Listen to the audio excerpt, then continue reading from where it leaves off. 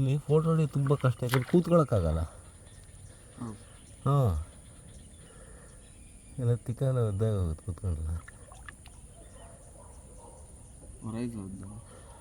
ಇದು ಯಾವುದೋ ಹುಲ್ಲಿನ ಸ್ಪೀಶೀಸ್, ಇಂಥದ್ದನ್ನ ನೋಡಿಲ್ಲ ಅಷ್ಟುವರೆಗೆ. ಅದು ಫುಲ್ ಅರಳಿರೋ ಹೂವು, ಇದು ರೆಡಿ ಆಗಿರೋದು. ಕ್ಯಾಮರಾ ಬೇರೆ ಏನೋ ಕೈ ಕೊಡ್ತಾಯಿದೆ, ಕೆಸರು ಬಿತ್ತೇನೋ ಅದಕ್ಕೆ. ಸ್ವಲ್ಪ ಸಿಡ್ದಿರಂಗೈತೆ ಅದು ಅಥವಾ ರೂಫಿ ಪೊಗಾನೋ ಯಾವುದೋ ಒಂದು ಸ್ಪೀಶೀಸ್ ಇದೆ, ಅದಾಗಿರ್ಬೋದು.